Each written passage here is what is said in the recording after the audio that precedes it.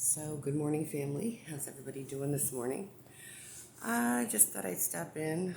Been up really early since like 4 o'clock in the morning, and I don't know what's going on with me. I've definitely gotten on a little bit of a early bird schedule, but what I wanted to talk about today was an experience that I recently had.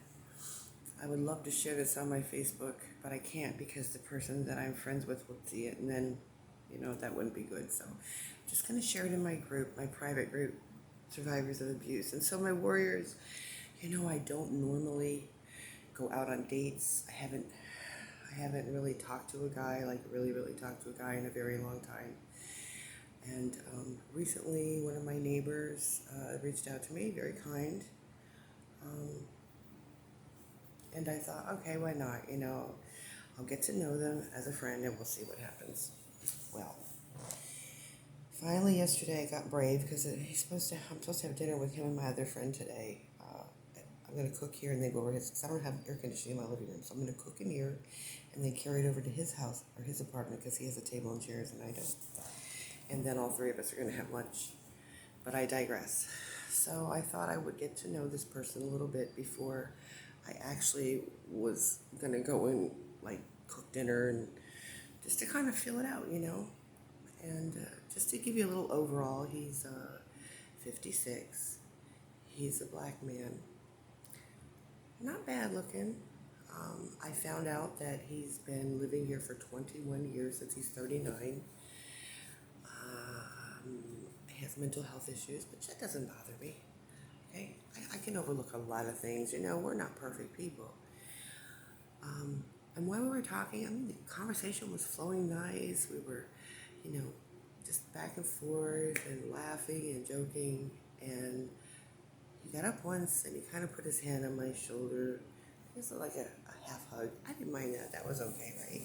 But then a little later on, he came up behind me and he put his arms around me, and it was a very personal hug. And it was a hug that said, I like you and want to get to know you better.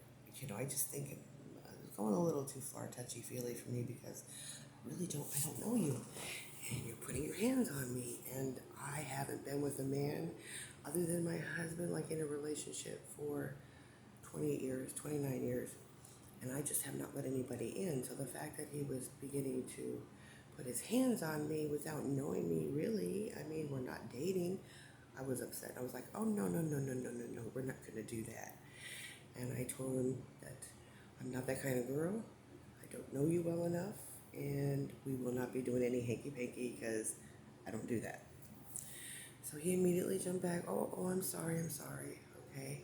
Conversation's still going good. And I gave him a real hug. I said, this is what a hug is like that doesn't have any intimacy attached to it. And I said, now just be careful where your hands. You can hug me back, but just don't, no roaming hands. And I gave him a big bear hug as a friend, because I know people are starved for love, and I don't want to be that person who doesn't reach out to another human being. It was great.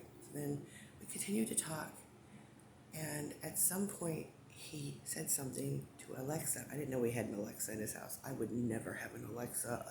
Nothing in my house that's AI is going to talk to me and listen to my conversations. That kind of threw me for a loop.